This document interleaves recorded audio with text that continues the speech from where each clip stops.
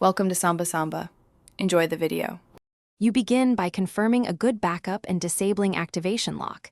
These two steps prevent data loss and allow setup later.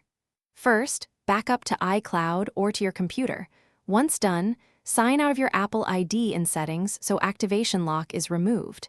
Make sure the iPhone is charging and on stable Wi-Fi because the erase communicates with Apple servers. Now, go to Settings to start the erase sequence and follow the on-screen prompts to reach the reset options. Once in Reset, choose Erase All Content and Settings to begin removing personal data and system configurations. This restores factory defaults. You'll enter your passcode and then your Apple ID password to confirm.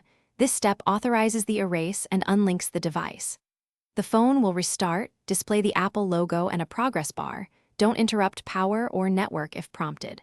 Once the process completes, the iPhone boots to the Hello Setup screen, indicating a successful factory erase, ready for a new user or fresh setup. To finish, confirm the iPhone shows the Hello screen.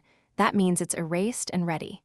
If activation lock still appears, log into iCloud.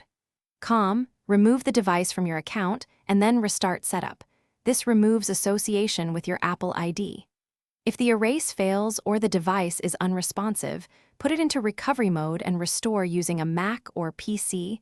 This reinstalls iOS. Make sure your computer's OS and iTunes or Finder are updated before retrying, because outdated software can... Thanks for watching. Consider subscribing if we helped you.